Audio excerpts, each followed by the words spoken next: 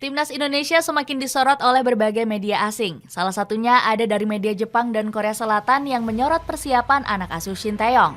Kondisi ini jauh berbeda dengan para rival ASEAN seperti Malaysia dan Vietnam yang semakin tertinggal. Penasaran seperti apa? Dengerin ceritaku sampai selesai ya.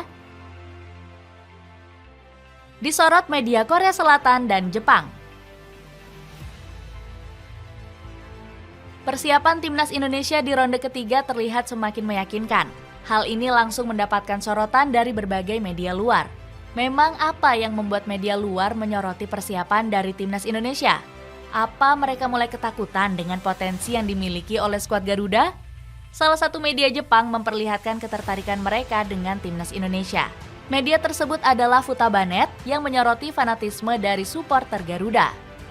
Meskipun mereka sempat mengalami kerusuhan pada laga domestik yang menimbulkan 130 korban jiwa, namun hal ini jelas membuktikan betapa fanatis sepak bola di Indonesia, tulis Futabanews. Selain itu, jersey timnas Indonesia juga sampai dipamerkan di negeri Sakura. Hal ini dilakukan oleh Erspo di ajang IJFF 2024 untuk memperkenalkan apparel skuad Garuda di kancah internasional. Erspo bisa memanfaatkan momentum besar ini sebagai langkah awal memasuki pasar Jepang, serta dapat bersaing dengan brand apparel internasional lainnya, ucap Wakil Duta Besar Indonesia untuk Jepang, Maria Renata. Selain Jepang, timnas Indonesia juga mendapatkan sorotan dari media Korea Selatan. Pasalnya skuad Garuda akan mendapatkan dukungan dari warga negeri Ginseng. Menurut laporan dari Yonhap, Shin Tae-yong meminta dukungan dari Song Chang-gun.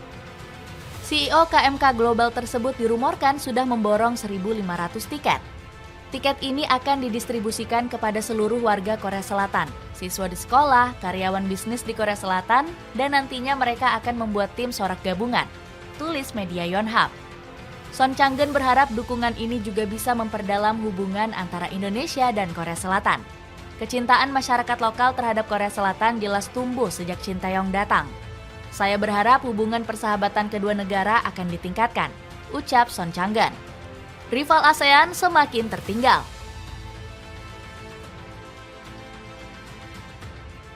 Situasi yang dialami oleh timnas Indonesia sangat berbeda dengan yang dirasakan para rival. Pasalnya para pesaing di ASEAN semakin tertinggal dalam segala hal. Timnas Malaysia contohnya, yang kesulitan untuk mendapatkan lawan bertanding di jeda internasional.